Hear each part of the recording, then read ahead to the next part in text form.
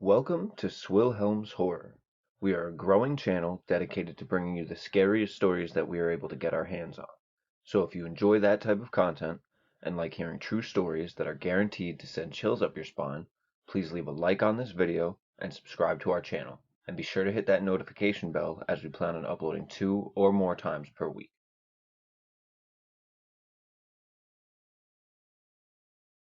Mike and Claire Thompson were spending the week with their son Jonah camping near Lake George. This was an outing that the family had done 3 times prior, all of which Jonah was too young to be in his own tent, so he had slept in the large family tent with his parents. This time, however, would be the first time that Jonah would get to sleep in a tent of his own for the week. So before going to their campsite, the family stopped by a sporting goods store and let Jonah pick out a small 2-person tent for himself. At that point, the excitement was overwhelming, and Jonah couldn't wait to get to the campsite. The family began their camping trip, and it was pure bliss. It gave Mike some much-needed time off from working at the shipping warehouse, and it gave Claire time away from her real estate job, meaning both of them could spend some quality time with their son. Throughout the first couple days of the trip, the family went on hikes, they went fishing, and even did some swimming in the lake. All in all, it was shaping up to be the perfect week of that summer. It was quiet, it was scenic, and it was just what they needed. In fact, they hadn't seen a single other person until their 4th day on the lake. However, while on their daily walk along one of the many trails that day, they did run into a group of young adults who seemed to be just hanging out on the path. They weren't walking, they weren't hiking, they were just having a good time with one another. Nothing strange on Lake George when you think about it. The family just assumed that it was another bunch of campers and simply waved as they passed them. Jonah would later say that he couldn't help but notice 2 of them were staring intently as he and the family walked past them on the trail. But like I said, it was just assumed that they were just a bunch of friends who had picked a nearby spot to camp. That wasn't too unusual. The family would usually run into 1 or 2 other groups on their previous trips. This one seemed different, though. After that encounter, the Thompsons didn't pay it any more thought and went on with their day, which consisted of more swimming and some more fishing. This was also the day that Mike taught Jonah how to build and start a fire. Mike would say that this made it one of the more memorable days on the trip, which is why it was a bummer that that memory had to be ruined later that evening. As the day pressed on, the family ate their dinner and relaxed by the fire. It was an early night to bed for everyone, as they were all fairly drained from being out in the sun all day, and by the time they had all retired to their sleeping bags, they were all just about ready to pass out. Mike, Claire, and Jonah all slept really well for at least the first few hours of that night. That was before Claire woke up to a strange noise outside their tent. She could swear that she heard what sounded like footsteps, so she just sat up for a moment and listened. And after confirming what she had heard, she quickly shook her husband awake and asked for his opinion. After opening his eyes and looking up at her, Claire whispered that she thinks somebody was in the camp with them. Mike's eyes widened, and his first thought was about his son. He wasn't in the same tent as them, so the 2 parents immediately became concerned over the situation.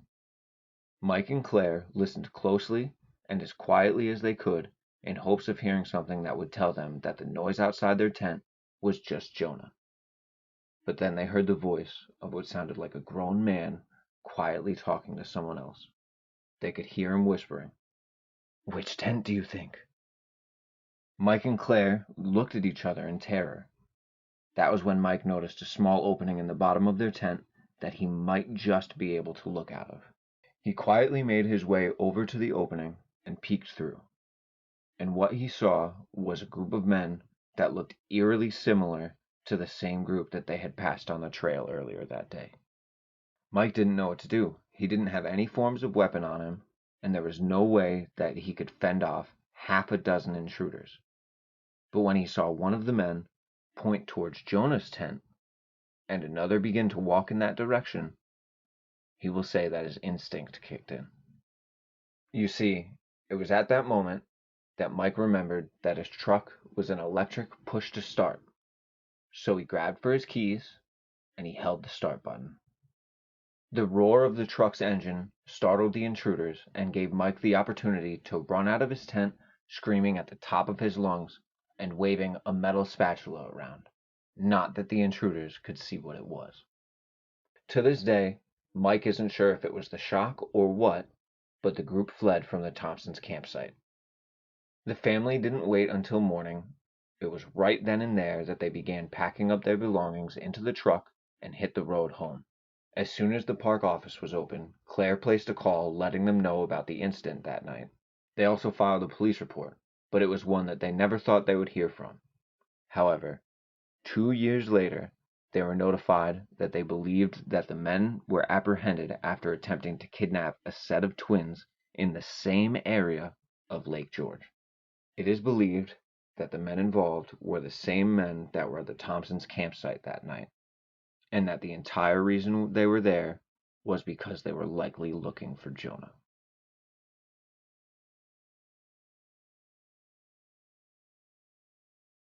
Like many of the young adults who grew up in Wyoming, Peter had always been an avid outdoorsman, with a lot of his time growing up being spent in the woods.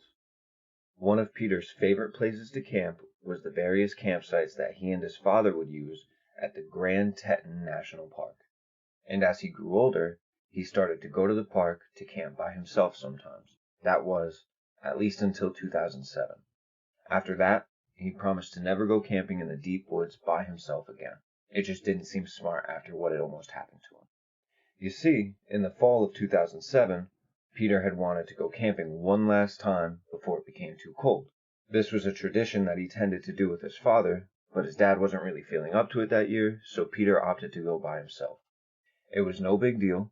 He made sure to pack anything that he thought would be essential, which included his standard camping gear like his tent and his sleeping bag, along with a small medical kit with him, just in case anything should happen while he was out there. The trip started without any problems. Peter had made the drive to Grand Teton Park without any incidents and made the short hike to one of his favorite spots to set up camp. He wasn't really clear as to whether or not he was allowed to be camping in that specific location, but he had never had any issues in the past, and he always made sure to make everything look untouched when he left. So he figured it would work for this year's excursion as well. Peter began setting up his tent between a small opening centered among 5 tall trees. And once that was all set up, it was time for him to get a small fire going. Things were going really well for Peter on the first night. He was ahead of his schedule and actually had some time to relax before the sun started falling. He had brought a small digital camera with him on the trip so that he could take pictures to show his parents when he returned home. And since he had some free time that night, Peter just spent it messing around with the settings on his camera and took some pictures of the trees and the sunset leaking through them. His first night in the campsite seemed to go perfectly. He slept through the night without any problems and was up bright and early the next day to go for a nice hike while sipping on some hot coffee. The mornings and the evenings had always been Peter's favorite part of any camping trip. Peter swears that those are the times that you will find the most wildlife wandering around. That day, he said he was able to spot a few rabbits and small critters running around. As it would turn out, Peter had set up camp relatively close to a game trail, which is a path that wild animals tend to travel regularly. This also makes it a path often traveled by predators, which is why the area that Peter had chosen to set up camp was actually off limits for anything other than hiking, for reasons that he would eventually realize. But before that, the area was apparently pure bliss for him, and he couldn't have been happier. That night was when everything changed. It was around 1 in the morning, and Peter pulled out his camera and began filming himself. The camera was focused on his face, and he seemed to be almost trembling. He began to whisper to the camera, saying that he had just heard the sound of wolves nearby. Peter explained that ever since the sun had started to fall that evening, he had heard howling back and forth through the trees. And as the night pressed on, that howling grew closer and closer to his camp. In the background of the footage that Peter had been recording, you can actually hear the sound of howling periodically. And about 5 minutes into his filming, his eyes widened. In the background, you could hear what sounded like shuffling noises around his camp. Peter slowly began to put the camera down, and you could hear him moving things around in his tent, as slowly and quietly as he could. Then, out of nowhere, the sound of metal clanging against metal. He had picked up his cooking pots and began smashing them into one another, an act that actually managed to scare off his unwanted guests. Peter claimed that he stayed up for what felt like days, but was more likely about an hour, just listening. But there was nothing but silence, and eventually his lack of energy overtook him, and he fell asleep. It's unclear for exactly how long he managed to sleep, but when he woke up, Peter was certain that he wouldn't make that mistake again. You see, he was woken up by the sound of something right outside his tent. It sounded as if a dog had been sniffing around right next to his head, just on the other side of his tent. Only Peter knew it wasn't a dog, but instead something way worse. It was the wolves again, and the only thing between Peter's face and the face of this wild animal was a piece of fabric. Peter acted quickly and rolled to where his bag was, and inside of the medical kit he pulled out a flare gun that he kept in case he had gotten lost and needed to send out a signal. He figured the flare would scare the pad-footed trespassers away, and he was right. Peter took aim right outside of his tent, reaching only his arm out through the entrance, and he let one shot go. He said that it was so bright that he was able to make out at least 6 different wolves in his campsite that scattered at the sight of the red ball of fire flying into the air. The flare hissed as it lit up the sky. Peter managed to keep himself awake for the rest of the night, and as soon as morning came, he packed up his campsite and began to make his way back to his car. He was cautious with every step because he swore that he could still feel their eyes on him as he made his way through their territory. Peter said that he had never been more relieved than when he was back behind the steel doors of his car, when he knew that nothing could get him. Since that day, Peter and his father had been very careful about where they choose to set up camp when they go to Grand Teton National Park.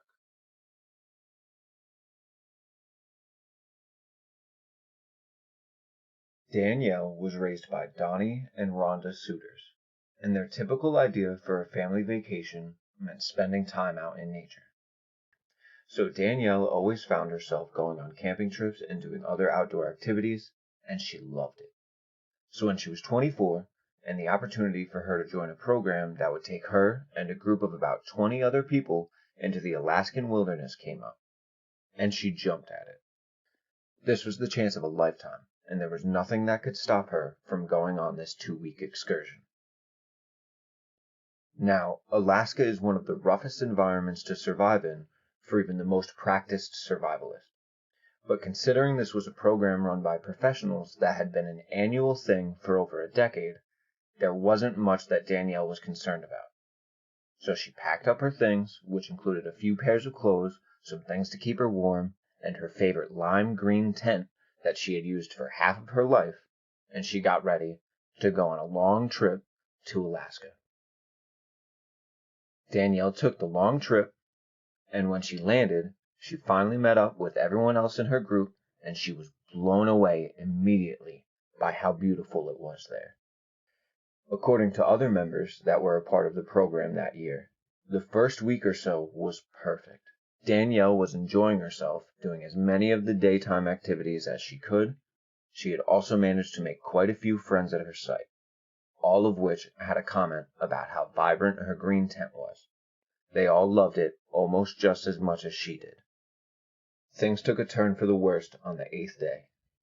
Something you should know about the thick Alaskan wilderness is that there are portions of it that are so thick that you can hardly see 10 feet in front of you or 10 feet behind you.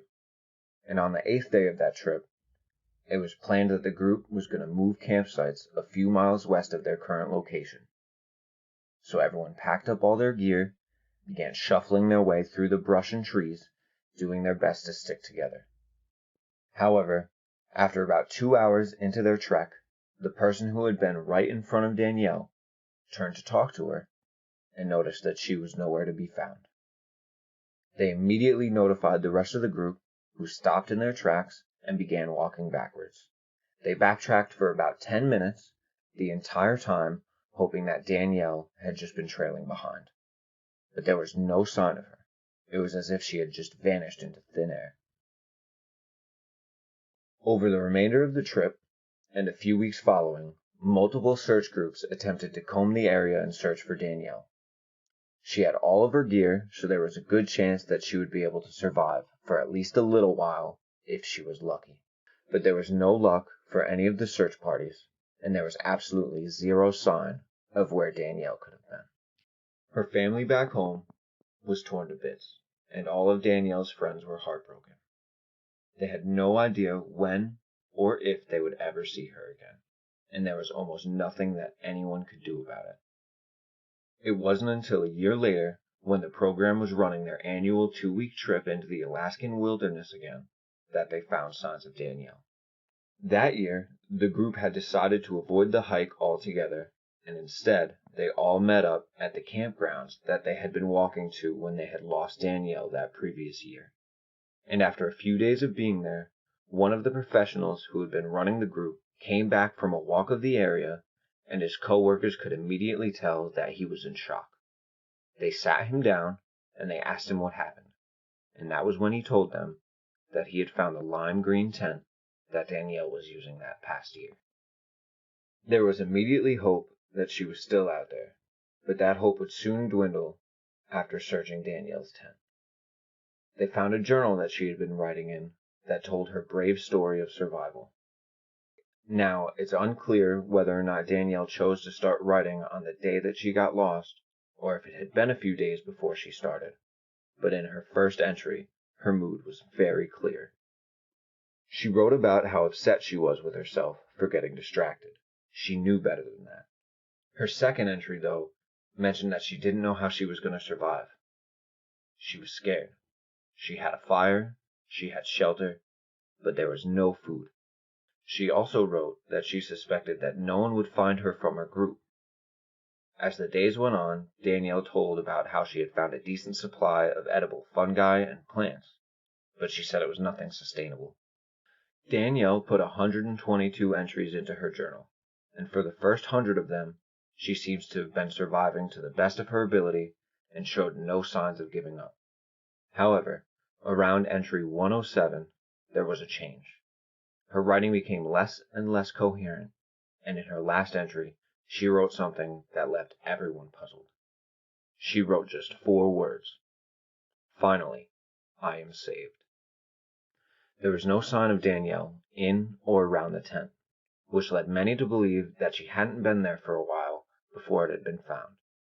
Danielle was never found, and while most people suspect that she is deceased, some think that her last journal entry hints that she was rescued by someone, but because of her state of mind, she couldn't tell them who she was.